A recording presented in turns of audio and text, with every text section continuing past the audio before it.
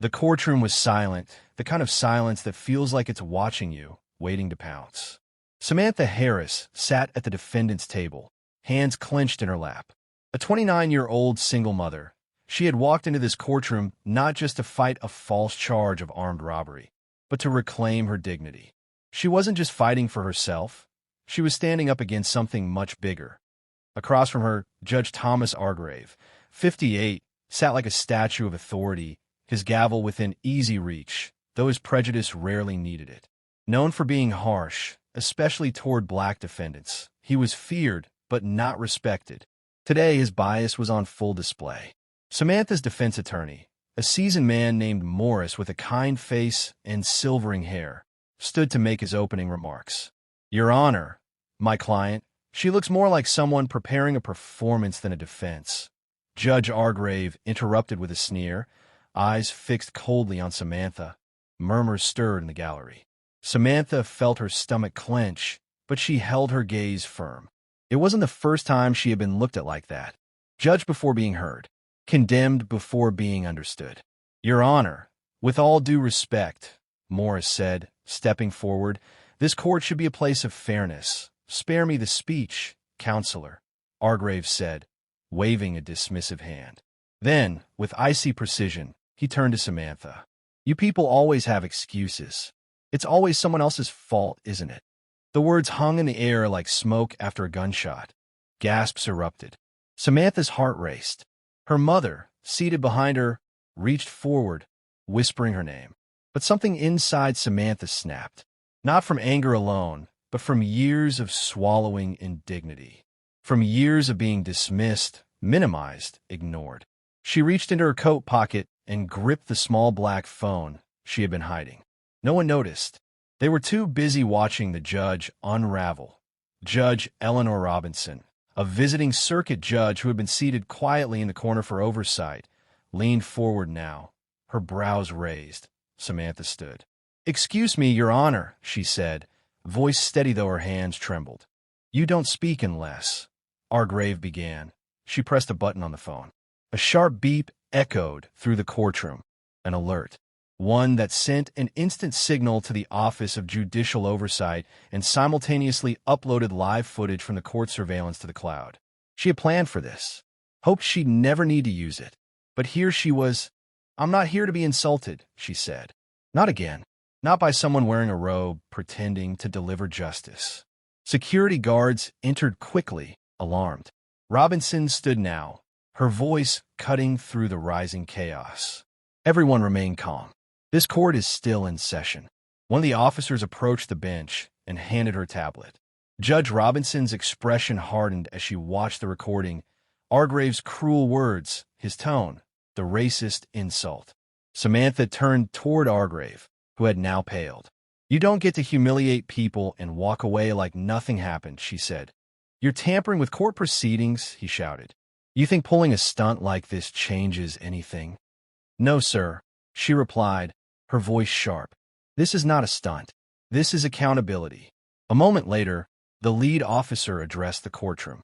"Judge Thomas Argrave, under review from Judicial Oversight, you are hereby suspended pending formal investigation into abuse of authority and racially discriminatory conduct." The silence that followed was thunderous. Argrave tried to protest, but Robinson raised a hand. "That's enough," she said. "You've said quite enough for today." As Argrave was escorted out, the courtroom began to murmur again. Whispers of disbelief, awe, even admiration. Samantha returned to her seat, her heart thudding in her chest. Her attorney stared at her, as if seeing her for the first time. "I don't know how you manage that," he said softly. "But thank you." She didn't answer. Her thoughts were elsewhere, on her daughter, who deserved to grow up in a world where justice wasn't just a word. The trial was suspended, pending a new judge and review. But outside the courtroom, the world was already reacting. Footage of the incident had gone viral. People shared her story, some calling her brave, others calling her dangerous. A symbol, a threat, a hope, a disruption. But not everyone was celebrating that. In her small town, the tone began to shift. Whispers turned into stares. Stares into comments. And soon, She felt the weight of what she had done, not just in the courtroom, but in the world around her. People she'd grown up with looked at her differently now. One evening, as the sun dipped behind a line of houses, Samantha walked home from the grocery store. Her steps slowed as she noticed a group of young men ahead. 3 of them, arms crossed, their eyes hard. "You made a lot of people angry," one of them said. "You think you're some kind of hero?" Samantha stopped. "I think I told the truth." He stepped closer. "You embarrassed the judge. That's not going to go away." "I didn't embarrass him," she replied. "He did that himself." There was a long pause, thick with threat. Samantha didn't move. She didn't blink. Finally, the group walked past her, muttering. She exhaled.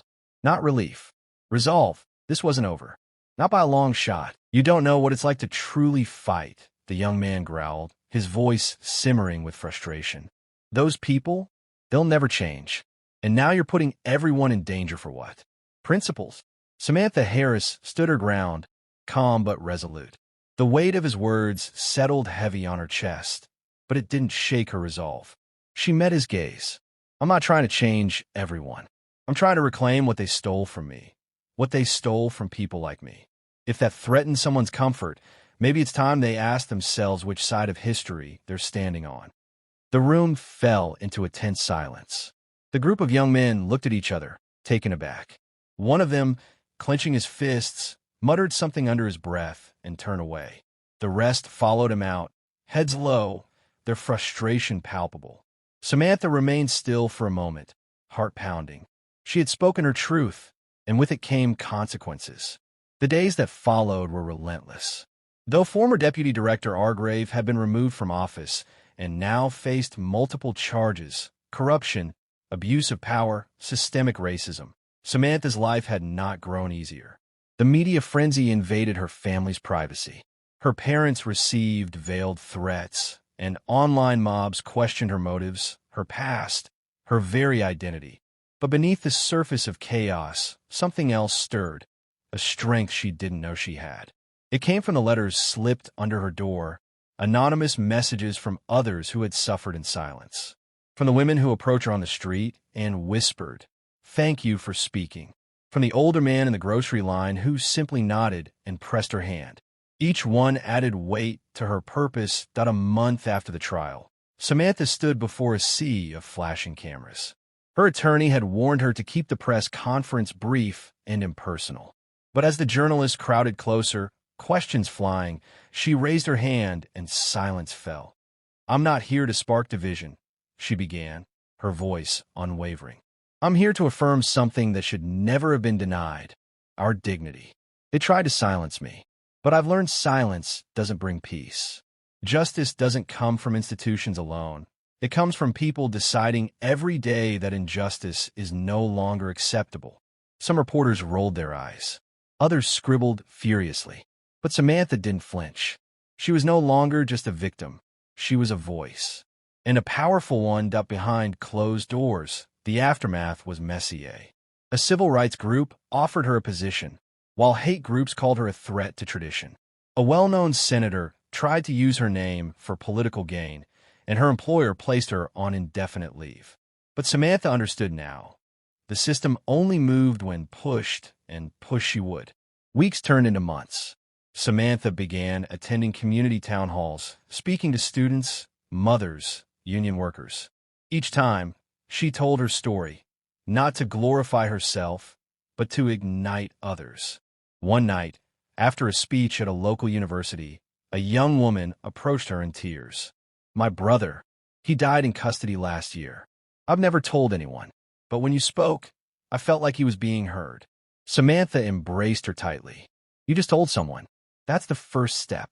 These moments stitched a new identity into her soul. No longer just Samantha the data analyst. Now, she was Samantha the advocate, the resistor, the witness. But resistance had its cost. Old friends faded away. She received nightly prank calls. A brick shattered her apartment window. Her father begged her to stop. "You've done enough," he pleaded. "They'll come after you." "I can't stop now, Dad," she whispered. "Because they already did come after us. For generations." Then came a national interview. A primetime journalist asked her live, Do you think one woman can really change a system so deeply rooted in discrimination? Samantha didn't pause. One woman can break the silence. And silence is how injustice survives. The interview went viral. Some praised her as a modern hero. Others called her dangerous. Politicians distanced themselves, then circled back when polls shifted. Samantha ignored it all. She wasn't after fame. She wanted transformation. By the end of the year, a grassroots coalition had formed, built from stories, from truth. Victims of abuse, of racism, of invisible wounds began meeting in basements, in parks, online. They didn't wait for permission. They acted. Samantha led the first march under the banner. Justice begins within. She walked not at the front, but in the middle, surrounded by others who once thought they were alone. And that day, she remembered the words she once uttered in court. The battle for justice has just begun. Sometimes the fight isn't won in a single day, but every step counts. She had taken the first one, and now the world was walking with her.